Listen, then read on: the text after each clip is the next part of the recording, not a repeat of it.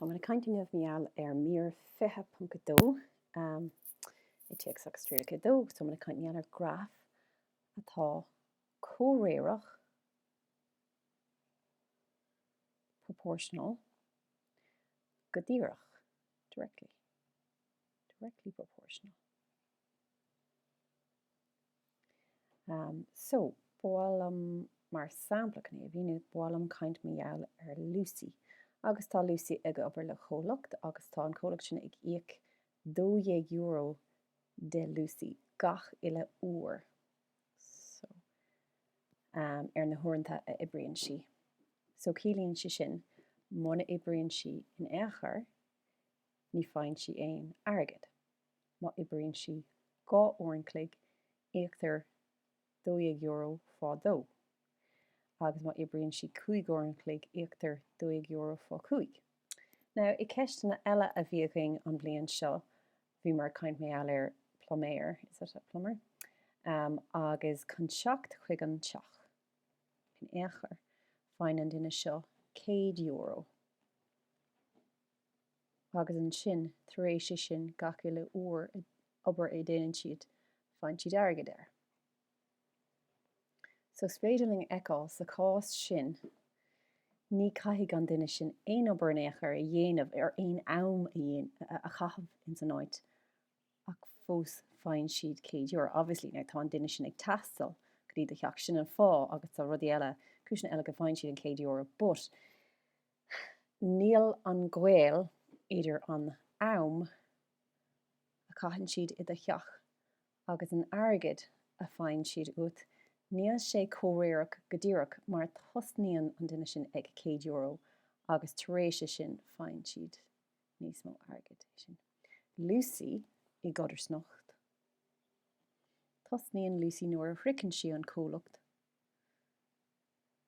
Fós ribh aon obair thosnú, tá si tar éis tosnú ag €9. Agus chun €100 a dhéanamh.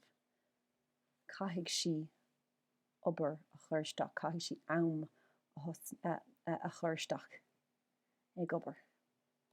So sé an difríocht idir graf, an difríocht is mó idir graf Lucy agus graf an plumber seo ná an tála seasta, so the standing charge. Tála seasta. So ribh aon rud a dhéanamh tosnaíonn sé ag price áirithe. Lucy tain a graf tríd an bunfuointe. That's an bunfuointe. An rud atá cosúil ag an dá graf ná gohfuil an lína díreach ann. Okay? So graf atá comhréireach go díreach is línta díreacha iad. Okay, so tá si sin ag an dá graf. But an rud go speisialta meall ar graf atá comhréireach go díreach ná bíonn an graf ag dul tríd an mbunfuointe. Agus níl sé sin I gceist sa chás seo, tá sé I gceist an seo. So tá an graf ag dul tríd an bunfuointe, níl sé ag dul tríd an bunfuointe seo.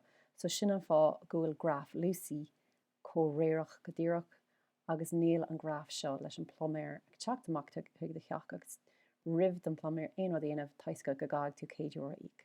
Okay, so níl sé sin comhréireach go díreach. Mar hampla den an seo ar ceist a hain is féidir le a eáil níl sé ag dul tríd an bunfuointe. So níl sé seo comhréireach go díreach. Tá sé ag dul tríd an bunfuointe, tá sé ag dul tríd an bunfuointe, agus tá sé seo ag dul tríd an bunfuointe. So níis, an lína díreach é seo? No, ní lína díreach é, so níl sé sin comhréireach go díreach. An lína díreach é seo? Well, tá gá píosa de línta díreach. So go hiomlán ní lína amháin díreach atá ann, so níl sin comhréireach go díreach. Níl ach an graf seo comhréireach go díreach.